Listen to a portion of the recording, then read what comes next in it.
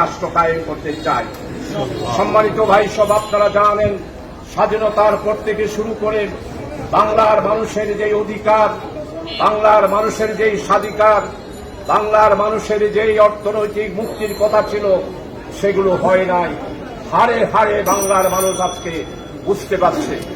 আমার রিক্সাওয়ালা থেকে শুরু করে সর্বস্তরের নাগরিক, ঠেলাগাড়িওয়ালা, দিনমজুর, আজকে বিশেষ করে মধ্যবিত্ত মানুষ আজকে অসহায় দিন যাপন করছে। অর্থনৈতিক দিক থেকে বাংলাদেশ শ্রীলঙ্কার পর্যায়ে পড়ে গিয়েছে। আমরা আজকে কোন সরকার বিরোধী আন্দোলন নয়, মানুষের মুক্তির আন্দোলন করছি।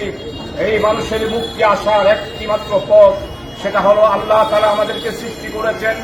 যেই আল্লাহ সৃষ্টি করেছেন সেই আল্লাহ মানবতার মুক্তির জন্য একটি কিতাব নাজিল করেছেন, যেই কিতাবের নাম হচ্ছে আল কোরআন।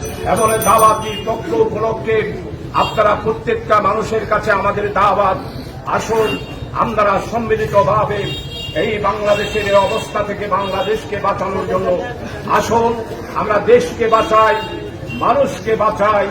দেশের মানুষকে বাঁচানোর জন্য একটি মাত্র পথ, সেটা হলো আল কোরআনের পথ। এই আল কোরআনের পথে আপনাদেরকে সবাই আশার আহ্বান ডেকে আপনাদের সবার কাছে দোয়া চেয়ে আপনারা যারা এসেছেন